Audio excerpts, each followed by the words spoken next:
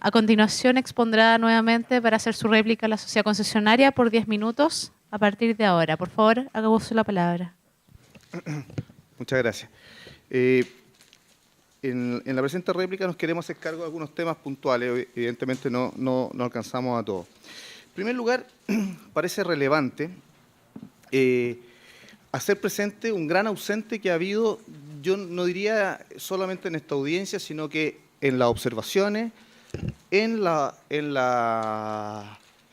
exposición oral que ha realizado el Ministerio de Obras Públicas e incluso en la respuesta a los panelistas.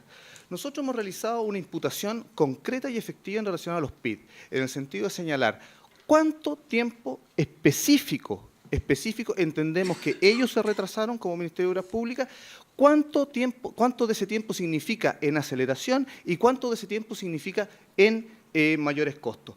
No obstante eso, ninguna respuesta se ha dado ni en su escrito de observaciones, ni en la presente exposición, ni en las consultas que le realizaron los panelistas. Es decir, el Ministerio de Obras Públicas no es que se haya puesto en una postura de decir, oye, yo simplemente me pongo acá en una negativa, pruébame todo. No, ha elegido positivamente de qué hacerse cargo y de qué no hacerse cargo. Y dentro de aquellas cosas que positivamente ha elegido no hacerse cargo, está específicamente esta imputación fuerte que realizamos nosotros en nuestra discrepancia. Esto es una discrepancia, por lo tanto, si ellos discrepan de lo que nosotros formulamos, tendrían que haberse hecho cargo de esa situación y no simplemente omitirlo. Y eso para nosotros es un asunto de la mayor trascendencia. Lo segundo, en relación al tema de la eficiencia, del 1.400.000 HHs adicionales que nosotros hemos reclamado, hay aproximadamente un 66% que se carga a los propios actos de la sociedad concesionaria en su atraso en la iteración de los PIT, más esas 285.000 HH que corresponden a otros, que son otras causas no imputables. Y por lo tanto, del 1.400.000 HH, solo aproximadamente un 33% corresponde a la imputación al MOP. En consecuencia, cuando se consultaba acerca de la eficiencia, si nosotros no consideramos nuestras propias beneficios, por supuesto que sí, y está considerado en ese 66% que no se está atribuyendo al Ministerio de Obras Públicas. Tercero, con relación a lo que se ha dicho respecto a la Cuesta del Pampino, yo no sé y tiendo a pensar y creo que hay algún grado de desconocimiento, posiblemente la información no fluye en el Ministerio de Obras Públicas o no fluye como debería fluir. ¿Por qué razón digo lo anterior? Porque acá se ha dicho, con respecto a la reentrega, que habría sido en el mes número 15 y que esto no afectó en nada. Y para decir eso, dicen no, porque el contrato que tenía que ejecutar esta empresa contratista, que se le adjudicó el contrato el día 5 de septiembre del año 2011, es decir, 2 días después que partió la concesión, era de 150 días y resulta que el concesionario tenía sus obras y sus actividades mucho después. Bueno, pero resulta que si se analiza, si se revisa, no sé, Cristiana, que me voy a ayudar, el ordinario, ¿cuál es? Espérate, el ordinario, el número, del 23 de septiembre del año 2013, es decir, más de casi 2 años después de la fecha, se indica lo siguiente, y leo: bajo esas condiciones no fue posible la entrega física del tramo de la concesionaria hasta que la Dirección Regional terminara sus obras. El 21 de enero del 13 la RB informa que se encuentra en trámite administrativo la recepción de las obras, por lo que se señala que se coordinará en el corto plazo la entrega formal. Es decir, recién el 24 de enero del año 2013, es decir, más de 2 veces los 150 días de plazo, estaba en trámite la recepción provisoria de las obras que estaba realizando ese contratista contratado por la Dirección de Vialidad. Entonces, todo lo que se dice en el escrito de que el programa, que la fecha, se cae porque en definitiva, y además esta entrega de la infraestructura se hace recién en mayo del año 2013, se cae por su propio peso, pero lo que principalmente se cae es el argumento. Si ellos dicen, es que eran 150 días, bueno, no fueron 150 días, porque todos sabemos que el reglamento de contrato de obra pública establece la responsabilidad del contratista que ejecutaba esas obras hasta la recepción provisoria, y eso ocurrió después de enero del año 2013. 4. Con respecto a la desafectación. La desafectación, que es casi sin solución de continuidad lo que ocurre con fue de origen a una resolución que se tramitó, que nosotros nos enteramos cuando el Ministerio de Obras Públicas contesta y dice que no hubo tramitación. Nosotros nos llamó profundamente la atención, no está dentro de los antecedentes que acompañamos en la primera pasada, pero está acá. Encontramos la resolución firmada por el DGOP en que desafecta. Efectivamente, no se termina de tramitar, pero el inspector fiscal comunica, el inspector fiscal en 2 ocasiones dice, se está desafectando, está tramitado, la están tramitando. Entonces, lo que nosotros reclamamos es una indefinición. Si efectivamente se hubiese formalizado la modificación, no habría una indefinición, habría una definición. Pero precisamente lo que hubo fue una situación que se estiró por largos meses, inclusive con resoluciones firmadas por el DGOP. Otra cosa es que no se termina. Me llama la atención que tampoco el Ministerio de Obras Públicas conozca ese antecedente, porque es un antecedente que se conoció en su momento. Ahí está. Si es necesario, nosotros lo podemos acompañar. Bueno, yo me quería hacer cargo de algunas cosas que se han dicho para terminar la presentación. Tiene que ver con esto y apoyando un poco lo que ha dicho mi compañero con respecto a la Cuesta del Pampino. Es verdad que las obras no se acabaron en los 150 días que dicen ellos, que dicen que podíamos haber empezado las obras cuando teníamos previsto, porque realmente acabaron en mayo del 2013. No nos quedó ninguna ventana porque rápidamente después se empezó a desafectar la cuesta. Aparte, en mayo no podíamos asfaltar. Todos sabemos que el Ministerio, el Seremi de Transportes, nos obligaba a asfaltar en época no escolar, es decir, en verano. O sea, ya nos vamos a febrero del siguiente año. O sea, ya nos metemos en 2014 con este trámite de la cuesta desafectada. O sea, era completamente imposible haber asfaltado cuando teníamos previsto. En segundo lugar, con respecto a esto, el MOU se hace cargo de una carta del 3 de abril de la concesionaria con respecto a los seguros. Se olvida decir que esta carta viene dada porque el día anterior hubo un terremoto que destrozó la cuesta y la concesionaria está obligada a hacer operar los seguros. Entonces, en beneficio del MOP, además, o sea, es un poco ridículo que nombren esta carta obviando que el día anterior hubo un terremoto y que es simplemente para operar los seguros. Con respecto al programa, simplemente añadir que no tiene ningún sentido considerar el programa impactado final de la ampliación de Remavesa como programa base, porque es un programa que se aprobó y se entregó días antes de entregarse la obra. Es un programa que está absolutamente impactado por todo incumplimiento, toda ineficiencia, por todo. O sea, es absurdo considerarlo como base. Con respecto a las holguras que hablan de las estructuras, decir que tú no construyes una estructura en cuanto te la aprueban. La estructura la tienes que construir de forma secuencial y adecuada a tu movimiento de tierras, a tus pavimentos, al resto de proyectos. Es por eso que se generan esas holguras. No puedo construir las estructuras el día 1 que me aprueban porque no tiene ningún sentido secuencial. Con respecto a los problemas que mencionan de obra, sinceramente, esas faltas de calidad, digamos, esas probetas que no dieron bien, esas paralizaciones por falta de seguridad, la verdad lo considero un recurso un poco desesperado para ensuciar esta presentación, porque eso pasa en todas las obras. Eso efectivamente genera ineficiencias, pero esas ineficiencias están en esas horas que no estamos reclamando. Es decir, a cuento de que me dicen que hubo unas probetas que no dieron, que hubo tal, que me pararon porque no había una valla de seguridad. Creo que es un recurso un poco desesperado. Y con respecto al programa del IDIEM, me parece muy importante aclarar por qué se emplea el proyecto ASBIL. O sea, decir o preguntar por qué se emplea el proyecto ASBIL y encima utilizarlo en nuestra contra es, al parecer, no entender la mecánica. El proyecto ASBIL se utiliza para calcular las horas previstas, es decir, restan. ¿Por qué estamos utilizando el ASBIL? Porque no queremos imputar al MOP precisamente esas horas de más que gastamos por aumentos de medición. Si hubiéramos utilizado el programa, no el ASBIL, sino el anterior, nuestras horas previstas serían menores, con lo cual nuestras horas reclamadas serían mayores. Al utilizar el programa ASBIL, lo que estoy haciendo es decir, oiga, utilizo el programa ASBIL porque ya dentro de él estoy incluyendo todo ese sobrecoste, todas esas horas de más que tienen que ver con esos aumentos de medición que obviamente son responsabilidad de la concesionaria.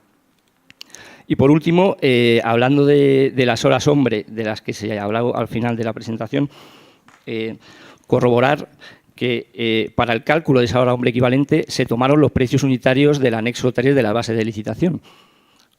Es decir, se tomaron los precios oficiales del proyecto para calcular esa hora hombre equivalente. ¿Y cómo se hizo? Pues a través de unos análisis de precios unitarios basados en esos precios totales o generales, como decían nuestros compañeros, pero se utilizaron como base para el cálculo de la hora hombre los precios oficiales del contrato, con unos rendimientos, unos materiales, etcétera, etcétera, que ustedes mismos pueden corroborar en los análisis de precios unitarios, nada más.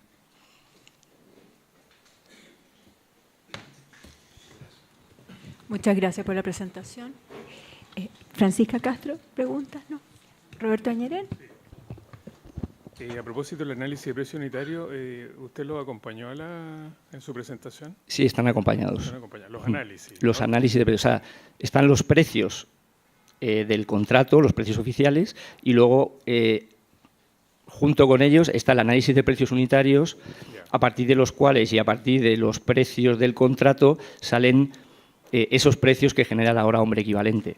Es decir, están basados en precios contractuales, digamos. Pero ahí me interesa saber cuál es el desglose que tienen ustedes de materiales, de combustibles, de máquinas, Sí, bueno, eso ese detalle. Eso está, eso lo pueden ver en la presentación y está hecho por especialistas. Ahí se puede contrastar los rendimientos tomados para esos precios unitarios, la cantidad de combustible, como usted dice, para... Eso, evidentemente, son valores que están bastante aceptados, pero que son estimados. Sí, no, se pueden revisar para ver si son correctos o no, obviamente. Son ganados, digamos, no son gastados. Efectivamente. Ok, gracias.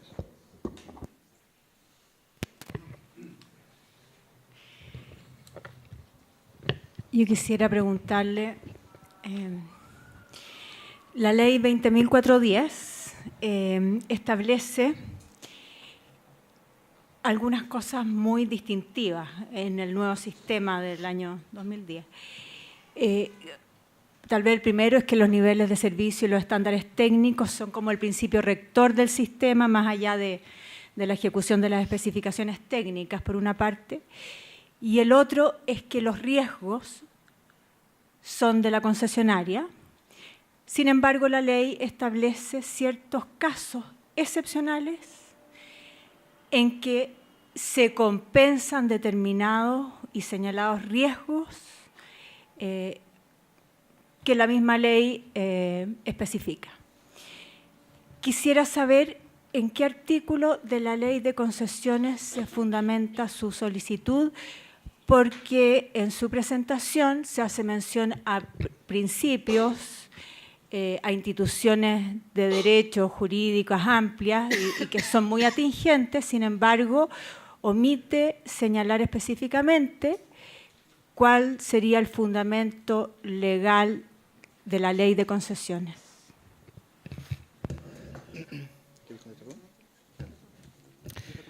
Ok, a ver.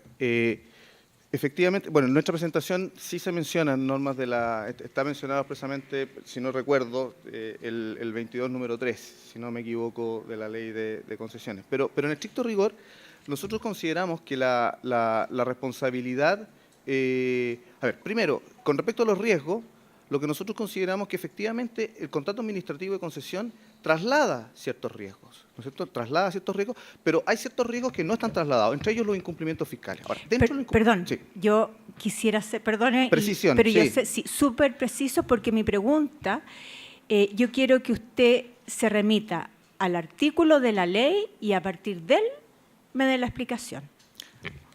A ver, el artículo 22, número 3 de la ley, a nuestro modo de ver, establece, es una consagración de una expresión más amplia de la responsabilidad civil del Estado frente a hechos que causan daño a un contratista o en este caso a una sociedad concesionaria. Creemos también que la responsabilidad estatal, en el caso de un incumplimiento, no queda acotada por esa norma. Sin perjuicio, esa norma que usted cita es una norma que establece primero, habla o alude a incumplimientos parciales o totales por parte del fisco que causen atraso y que otorga un derecho, a una compensación de plazo que es, sin perjuicio de las compensaciones a que pueda tener lugar la compensación en dinero que puede tener lugar. A diferencia de lo que se sostuvo acá en una contestación que se hizo al abogado, una pregunta que se hizo al abogado del fisco, nosotros entendemos que acá no hay una prelación. Oiga, primero plazo, y si no es plazo, bueno, entonces plata. No, el sin perjuicio es copulativo. Puede o no concurrir con un aumento de plazo, puede o no concurrir incluso con otras situaciones. Acá efectivamente se vulneró normas de plazo. El artículo 191.2 es una norma de plazo. El artículo que establece la fecha, la época para poder hacer la entrega de la infraestructura y tal, también es una norma de plazo. Por lo tanto, no vemos sin perjuicio que creemos que esto participa del principio de reparación integral del daño y que no queda acotado por eso, creemos que el artículo 22 número 3 no es en absoluto incompatible con la pretensión indemnizatoria que nosotros estamos esgrimiendo acá. No sé si eso le contesta la... O sea, entiendo que lo que me quiere decir no es que no es incompatible, es que es el fundamento. Es parte del fundamento y es parte sustancial del fundamento. Ya. Teodoro Vigosti, yo no tengo más preguntas.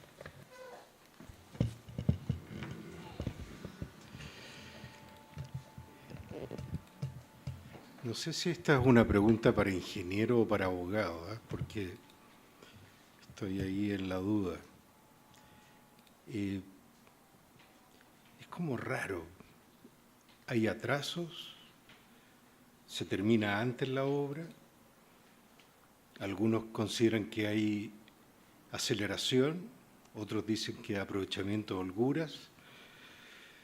Las aceleraciones se requieren autorización formal, no la hay. Las obras requieren permisos, no los hay.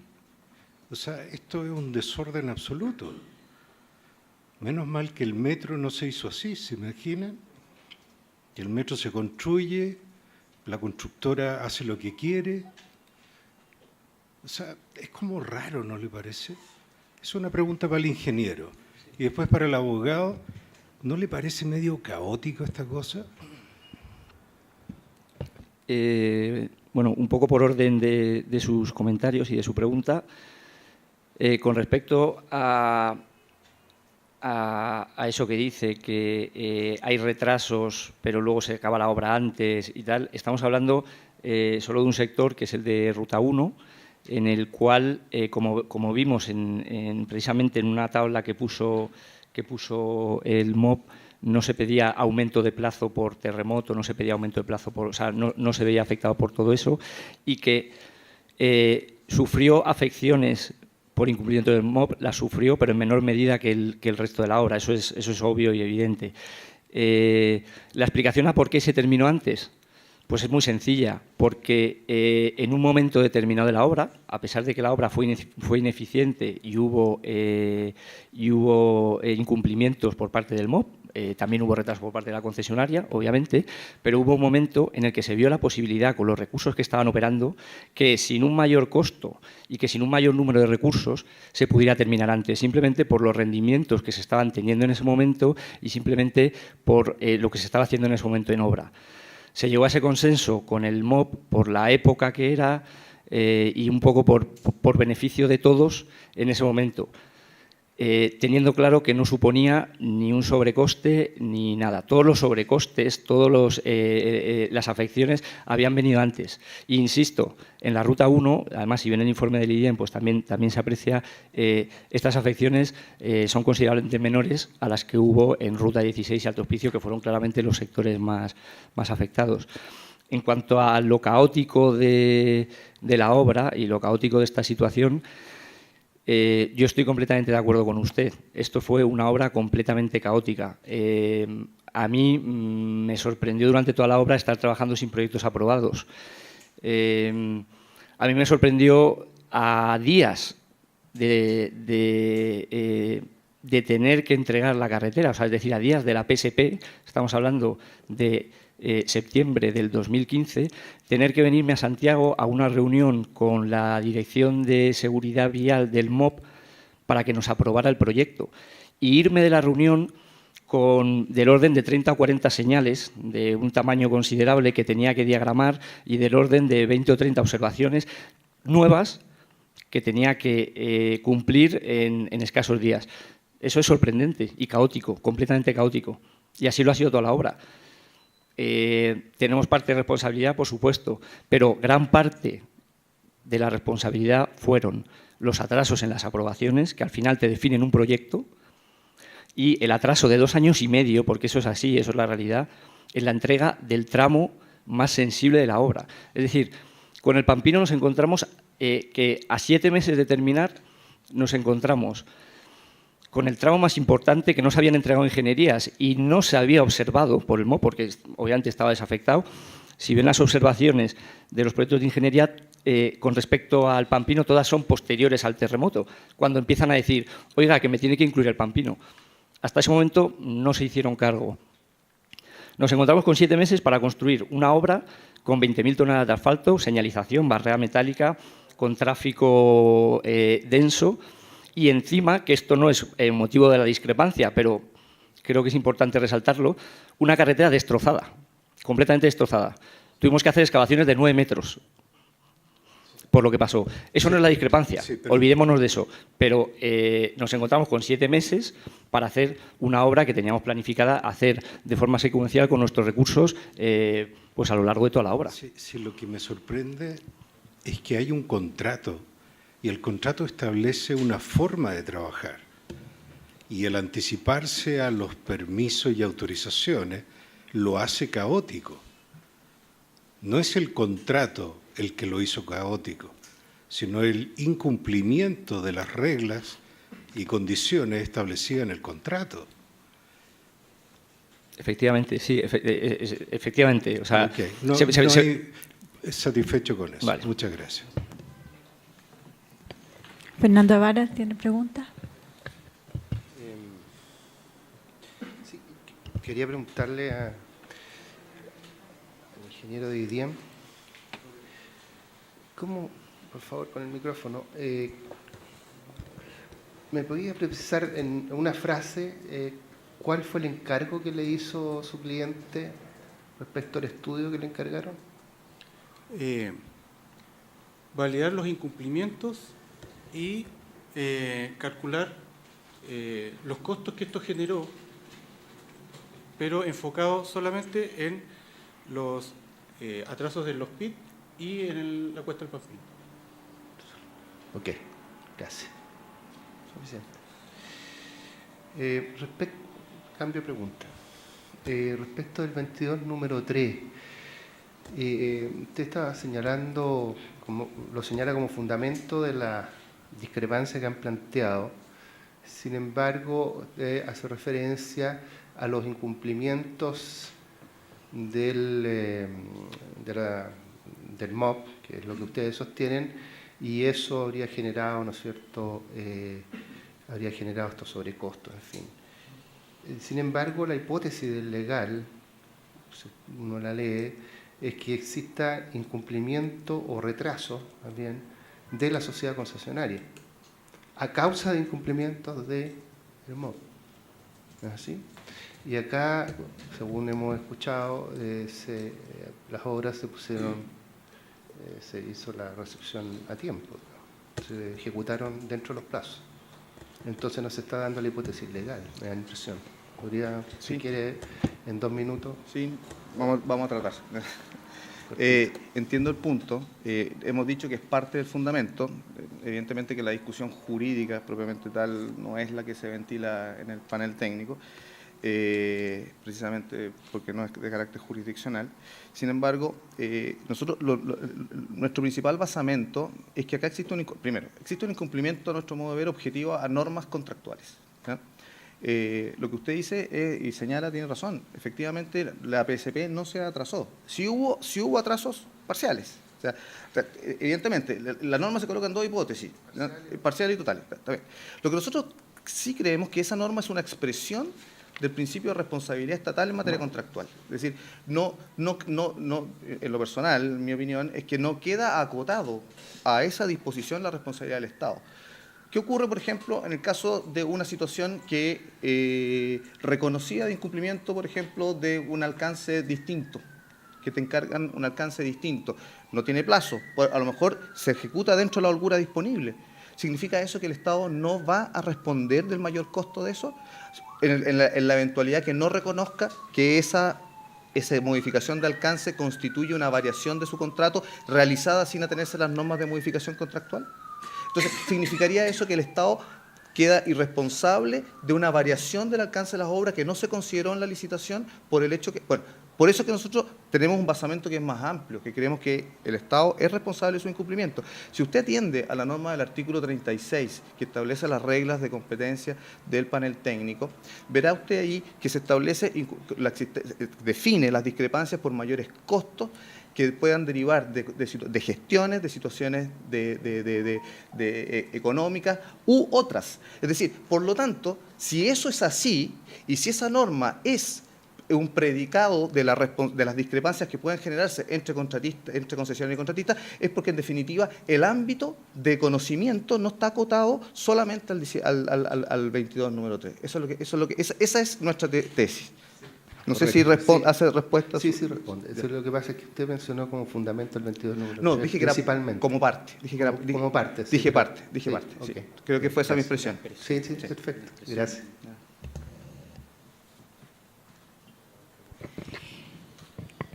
Yo le voy a hacer una aclaración.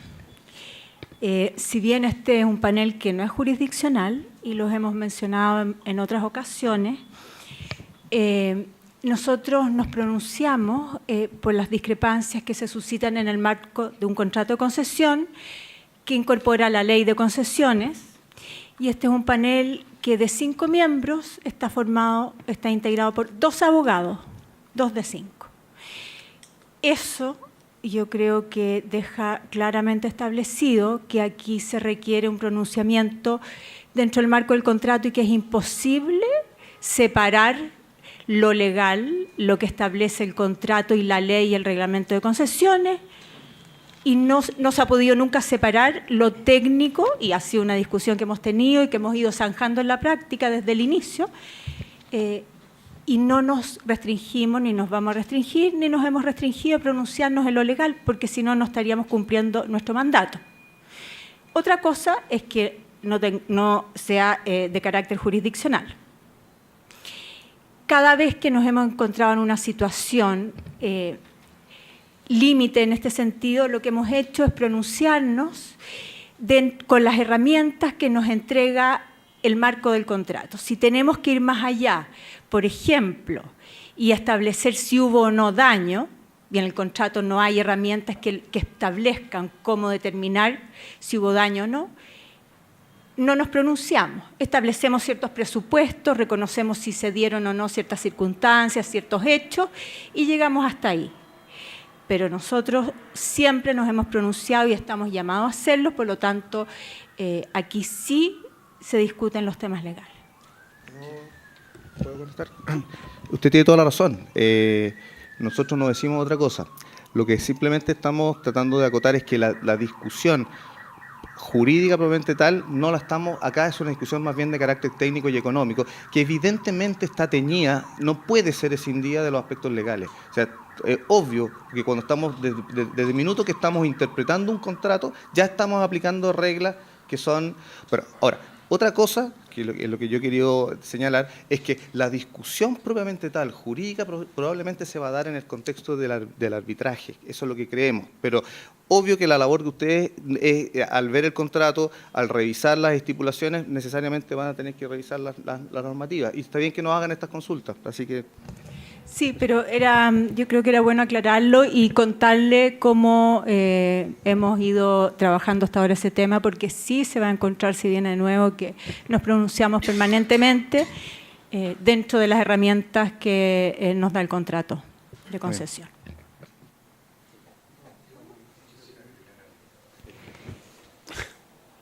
Michelle, sí, no, quiero solamente confirmar.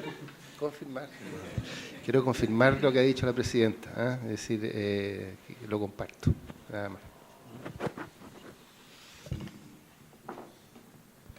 Me ha tocado aclararle a un colega, y puede verlo en las grabaciones, y el tribunal arbitral ha tomado nuestros informes como base para sus decisiones jurisdiccionales.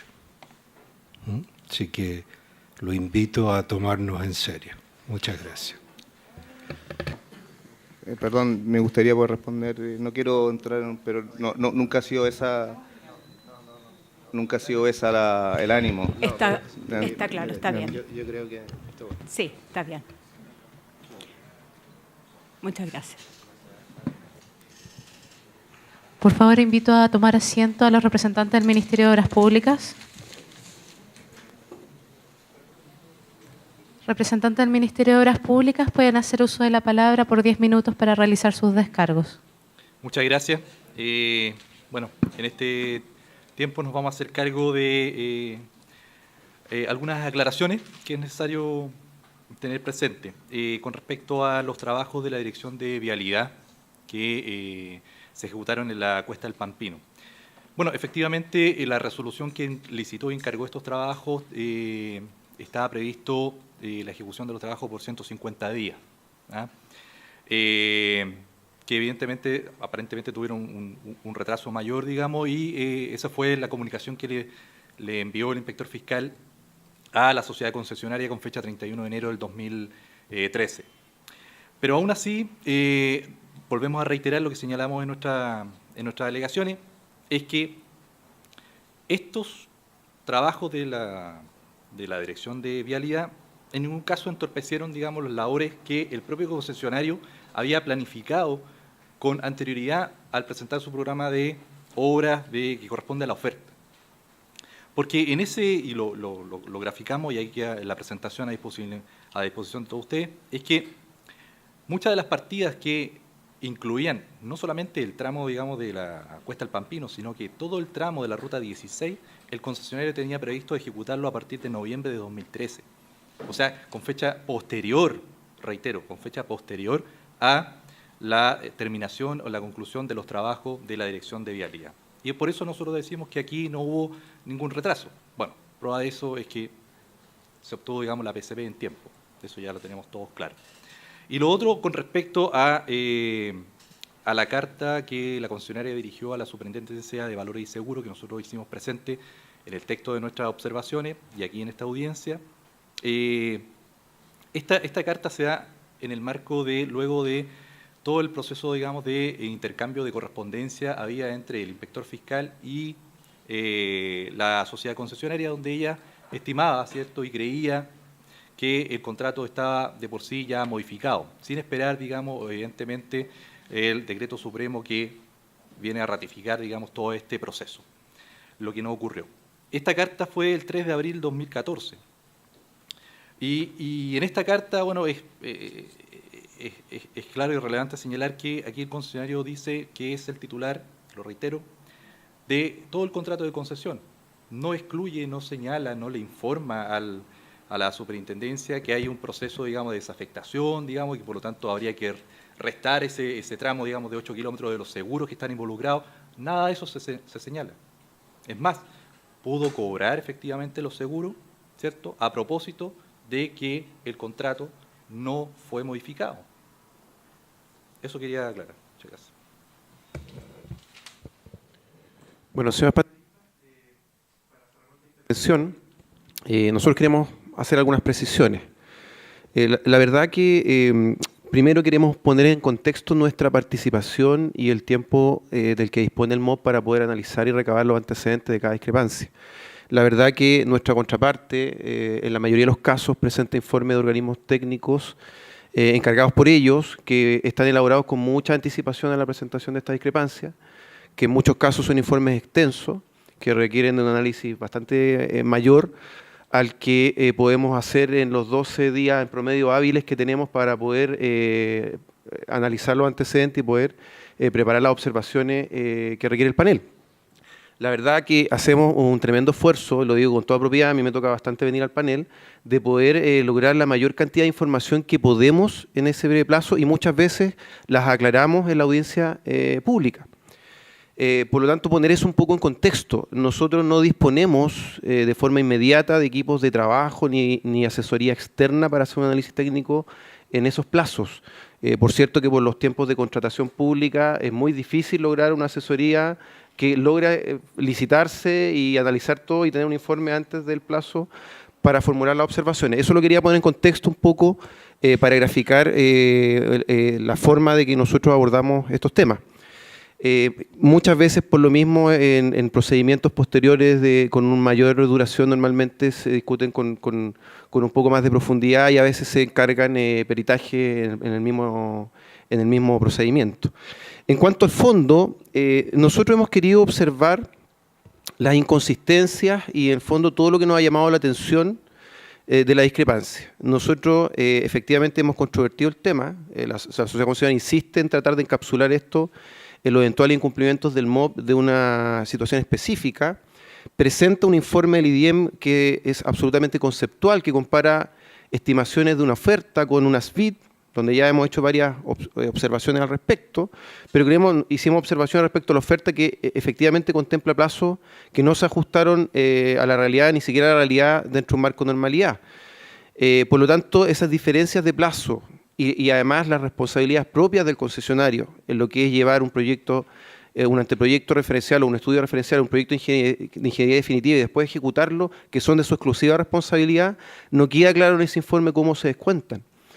Tampoco queda claro cómo se descuentan todos los ejemplos que dimos de situaciones en que hubo retraso por causa imputable al concesionario.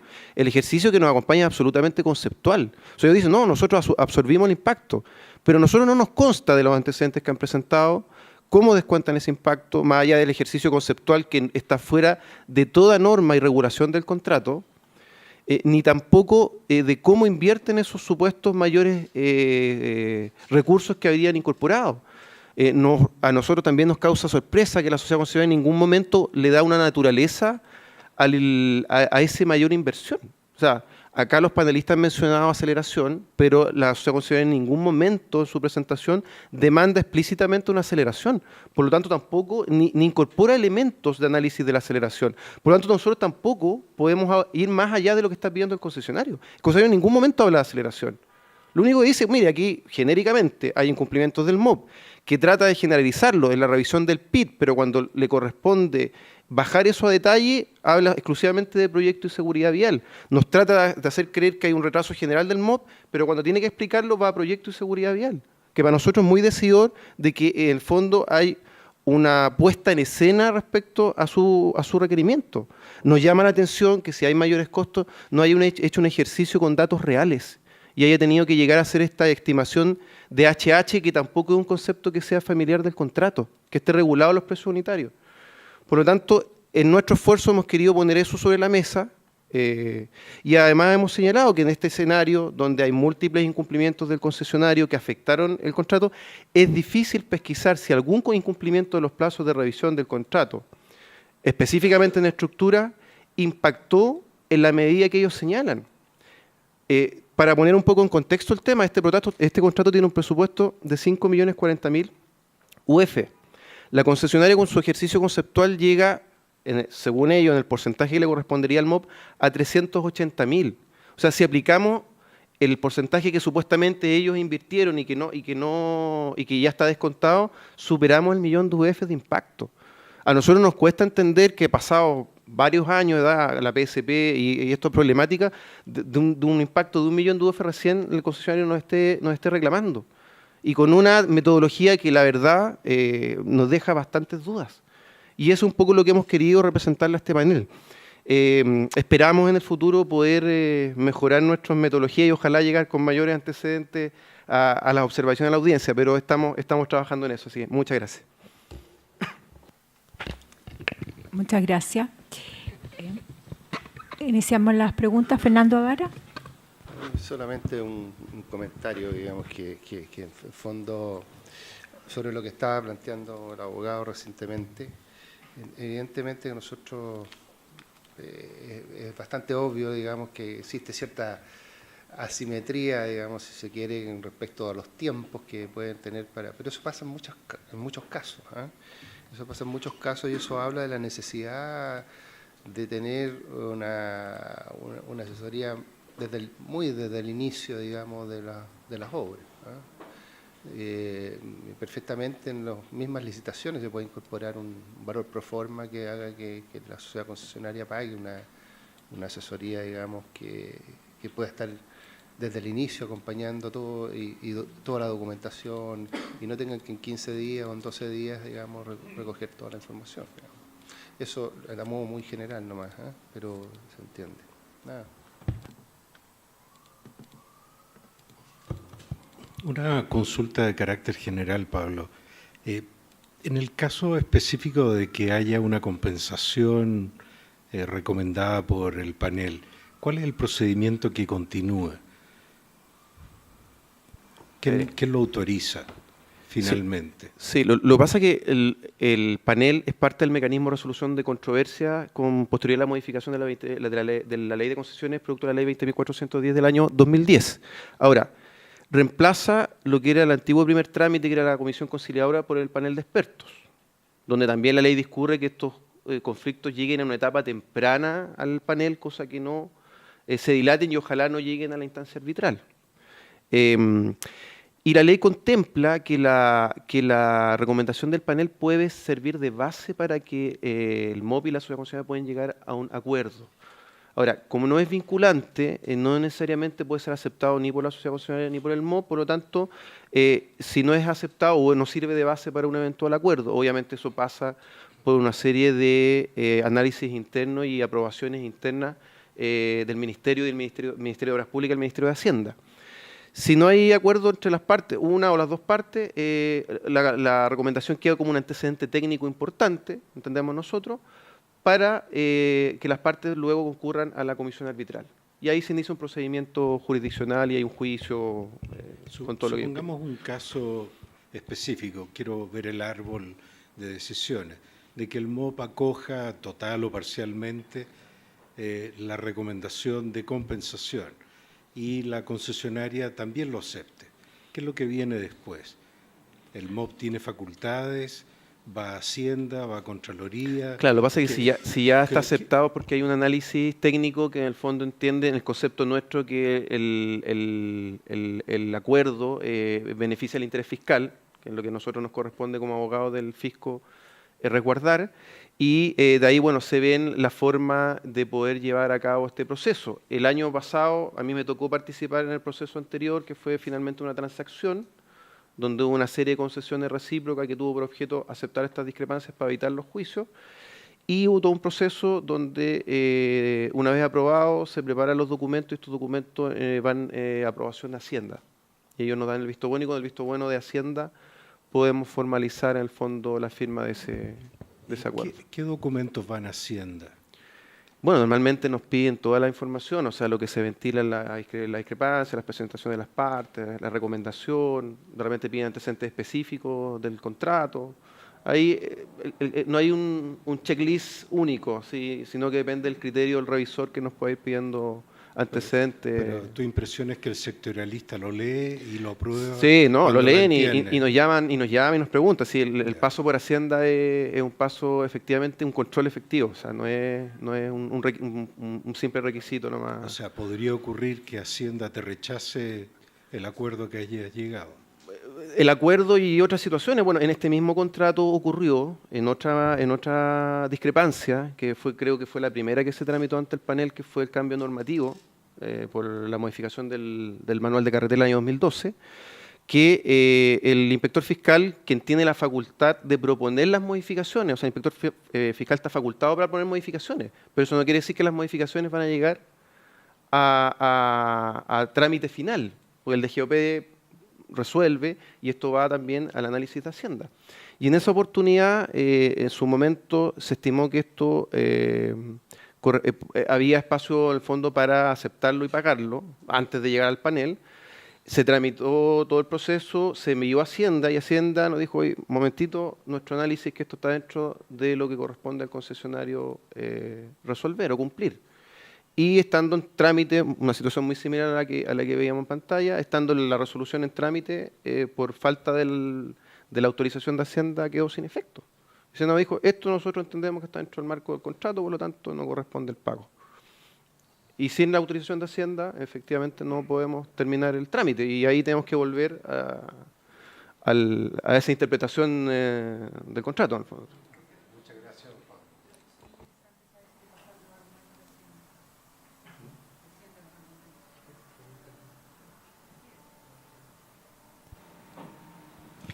Sí.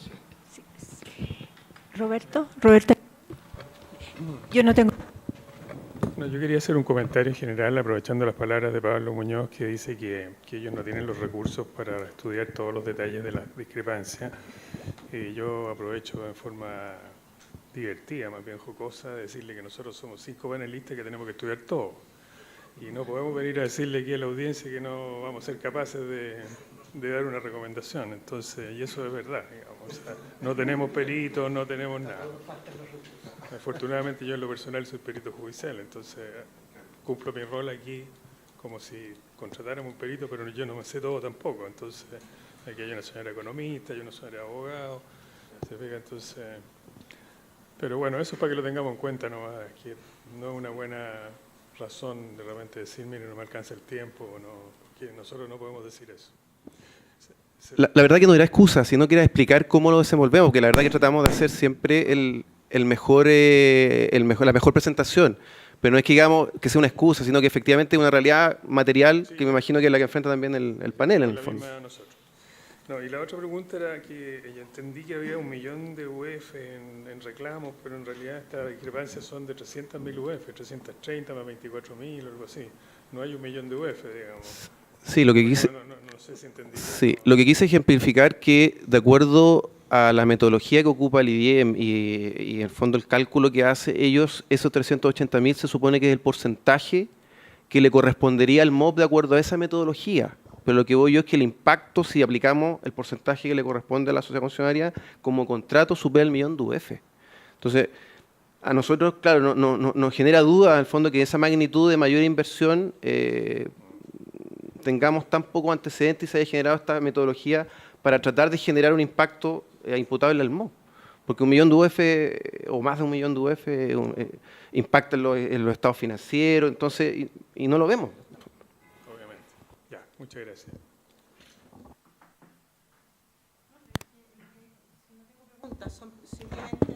Yo no tengo ninguna pregunta, simplemente que usted acaba de decir que Hacienda habría objetado, ¿cierto? El desembolso de los...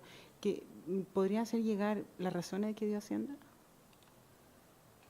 Voy a tratar de ubicar los antecedentes y los podemos hacer. Porque, sí. O sea, contesta bastante lo que nosotros tendríamos que contestar. La verdad que Hacienda... ¿Ah?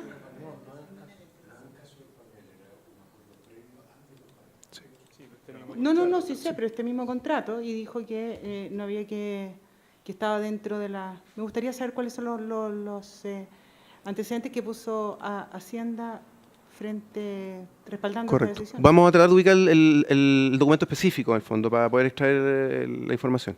Gracias. Muy bien. Le agradecemos su presentación y con esto terminamos la audiencia pública. La secretaria abogado va a dar las indicaciones finales. Recordando el programa de trabajo debidamente notificado, hasta el día 31 de octubre tienen plazo ambas partes para hacer llegar su observación a la presente audiencia. Muchas gracias.